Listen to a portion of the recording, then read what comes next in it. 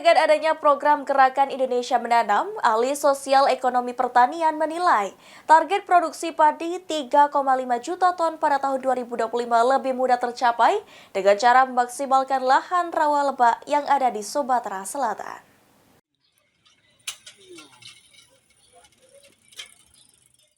Berdasarkan data Dinas Pertanian, Tanaman Pangan, dan Hortikultura Provinsi Sumatera Selatan, produksi padi di Sumatera Selatan terus mengalami peningkatan. Bahkan pada tahun 2024, jumlah produksi padi di Sumsel mencapai 2,84 juta ton. Sementara untuk tahun 2025, produksi padi di Sumsel mencapai 3,5 juta ton.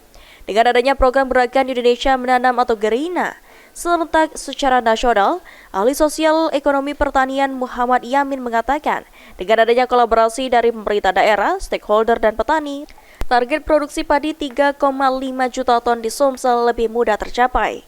Selain itu, sebagai daerah yang didominasi oleh lahan rawa lebak, dapat memanfaatkan secara optimal untuk meningkatkan produksi padi di Sumatera Selatan. 3,5 juta ton itu ya memang itu hal yang mungkin sekali terjadi ya, oleh karena memang alhamdulillah program-program yang sudah dilakukan oleh pemerintah ini setiap tahun juga mengalami peningkatan ya.